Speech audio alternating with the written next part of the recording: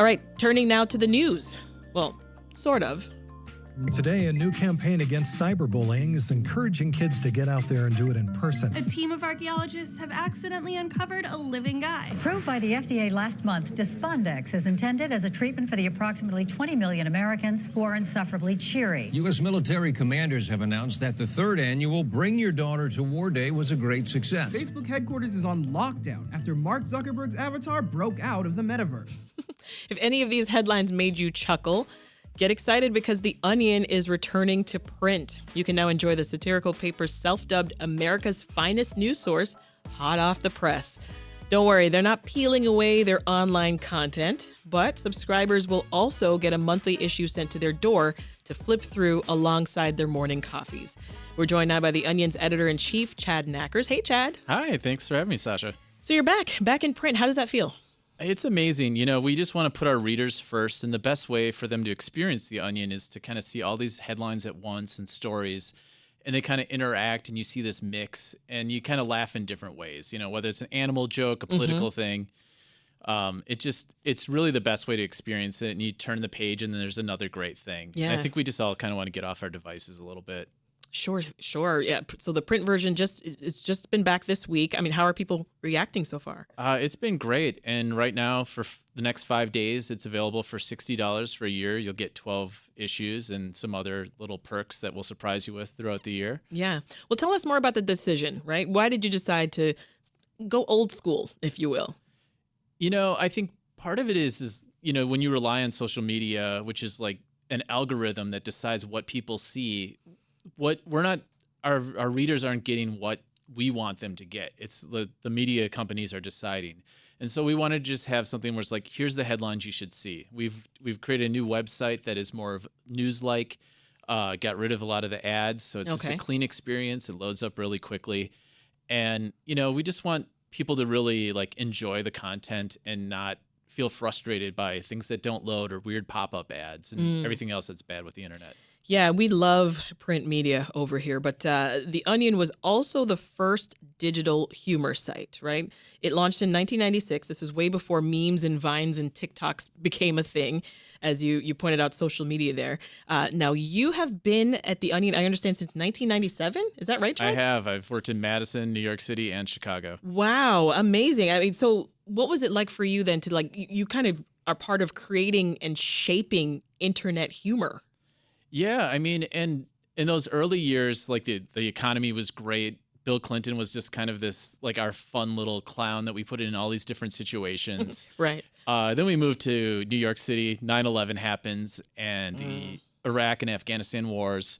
And so like satire kind of took a little twist, and it went a little more Swiftian, I think, where you're kind of attacking these real serious social problems. Yeah, and how does the shifting of the internet begin shifting your content that you're churning out during that time too? It's true, and especially with the rise of social media, you have more information about things like police brutality is becoming more common, at least reported. Right. And so, you know, those become topics that we start to hit. And gun violence became another thing that, you know, was a topic that we felt like we had to cover. And so it kind of changes, you know, you're not just sitting around thinking like, well, what could I put Bill Clinton into today? You know, should he be injected with a super serum? Or is he like collecting vinyl records? You know, so we would just kind of play around with them, and suddenly it's like the biggest issues in the entire world we're kind of dealing with. Yeah, I'm just trying to picture your morning meetings as a team. I mean, are they just hilarious at times? Yeah, I mean, they're hilarious if something really bad hasn't happened. You know, like if it's just the fun stuff, the evergreen headlines, we're having a great time, and people are cracking jokes, and we're wasting a lot of time as well. I can imagine. But, you know, as we talk about the internet, back to a point you made earlier, I mean, sometimes the digital space can feel limiting, right? Oh, yeah, for sure. And I think, you know, I find myself in my personal life, like I try to read paper books so my kids see that, you know, look, I'm reading a book. I'm not just staring at a phone. And I think that's part of what we want to do with The Onion, because there's this great experience, like when you're out and about on the train or something, you see somebody reading a paper and they're just laughing and cracking up. That it's like, it's kind of amazing. Yeah. And just to, you know, it also like it does encourage reading, you know, which is like kind of a fun way to get satire. Are your kids buying it? Are they They going to change to They seem down paperback with it so anytime soon? far. Yeah. You know, they see this actual physical object and they're like, oh wow, it's back.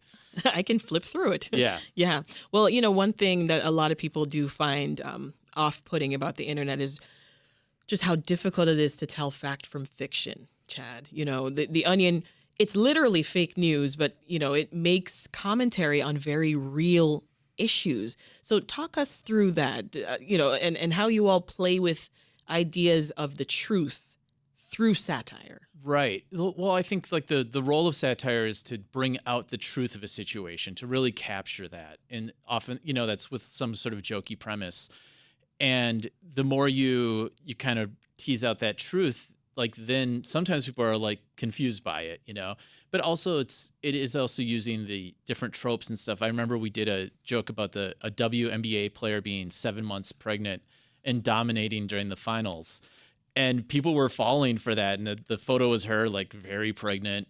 And the jokes were about her sliding across the floor to get the balls. And like, we're never trying to fool anybody. It's just a perk that. Yeah. It's like, it's obviously fake. Yeah. It's very tongue in cheek, and it's kind of funny when they do, but you know, honestly, that's sort of like a lack of like news literacy, which is not a great thing to have happening. So, Right. And your headlines, I mean, you're the masters of headlines. Yeah, we try to write in a really dry style. And so that's why people, I think, get fooled by it. Because it's like, well, I read 90% of this. It seems very real. Seemed real. And then right. there's a little twist at the end. So the print edition debuted as the DNC came to Chicago last week. So very good timing, right? Yes, we had to rush to get it out. Oh, Our new ownership took over in April, and we've just been like frantically working to figure out our print, get our new website, and get going. But it was a great opportunity with like every reporter in America here, Right. basically. My goodness. Yeah. I mean, what was it like? That's such a momentous occasion to be covering, but doing it in true Onion fashion.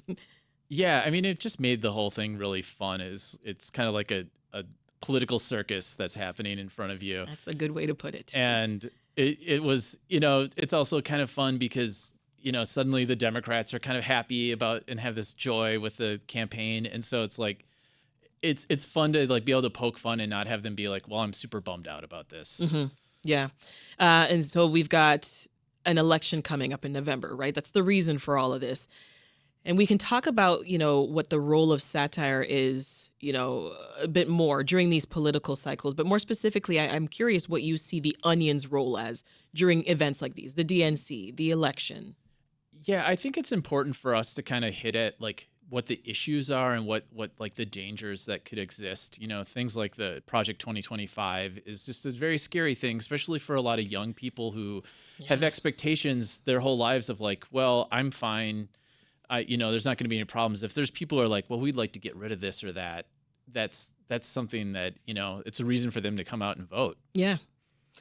And you know, you've been doing this, as we said, for a long time. I wonder how you've seen the mission of the Onion change in 30 years, right? Almost 30 years, or grown.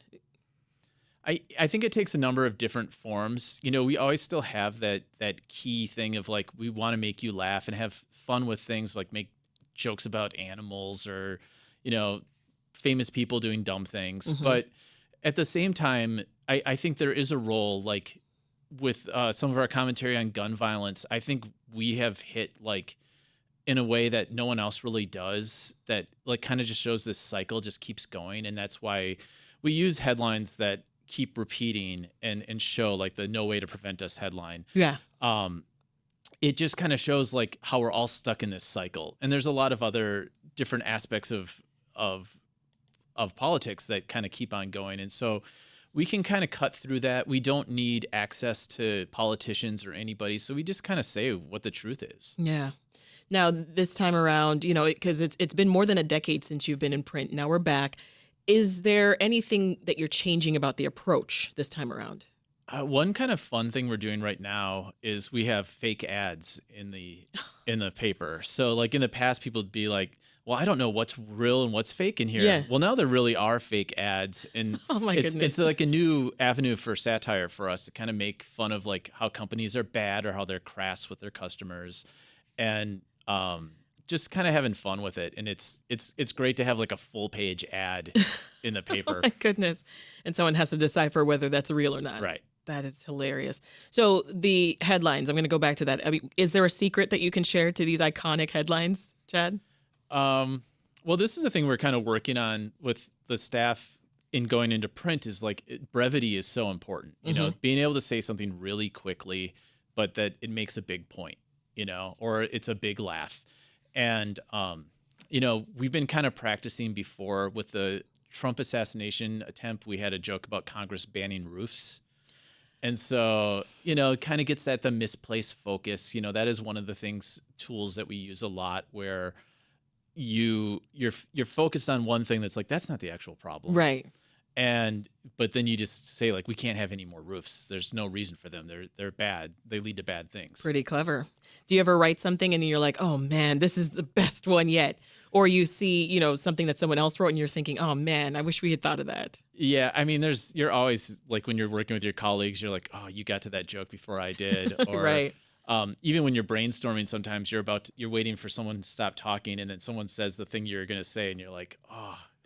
That means you're in sync, right? Yeah. That's teamwork right there.